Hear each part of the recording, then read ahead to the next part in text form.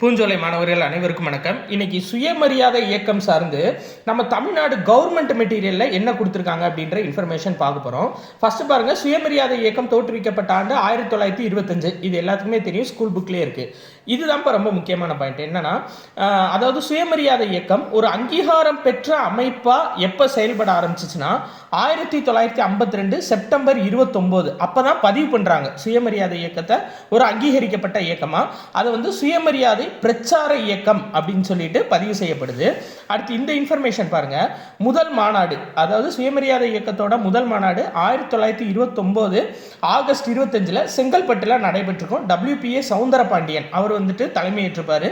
ஜாதி ஒழிப்பு, தீண்டாமை ஒழிப்பு, பெண்ணுரிமை, இந்த 3 தீர்மானங்களும் செங்கல்பட்டு மாநாட்டில் நிறைவேற்றப்பட்டிருக்கும்.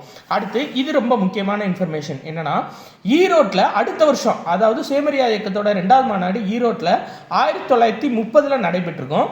இதுல ஒரு தீர்மானம் ஏற்றிருப்பாங்க. என்னன்னா, மக்கள் தொகை கணக்கெடுப்புல சாதி பெயர்களை சேர்க்கக்கூடாது அப்படின்ற தீர்மானம் எதுல இயற்றப்பட்டுச்சு அப்படின்னா 1930 ஈரோட்ல. சரிங்களா, இது ரொம்ப முக்கியம்.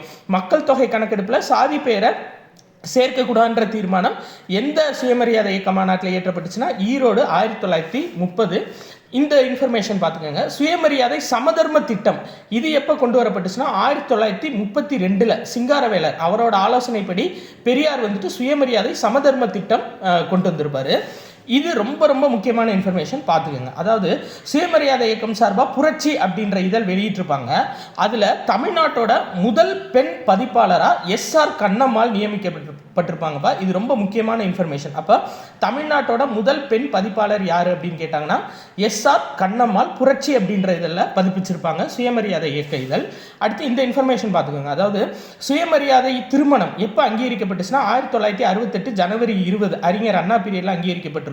அப்போ இந்த அதாவது இந்து திருமண சட்டம் 7A அப்படின்ற பிரிவை திருத்திருப்பாங்க. இது ப்ரீவியஸ் இயர்ல கேட்ட கொஸ்டின். இந்த இன்ஃபர்மேஷன் எல்லாமே நம்ம தமிழ்நாடு அரசு வெளியிட்ட மெட்டீரியல்ல இருக்குப்பா. சரிங்களா, தமிழ்நாடு அரசு வெளியிட்ட தமிழகத்தில் சமூக அரசியல் இயக்கங்களின் வளர்ச்சி அப்படின்ற மெட்டீரியல்ல இருக்கு. நன்றி.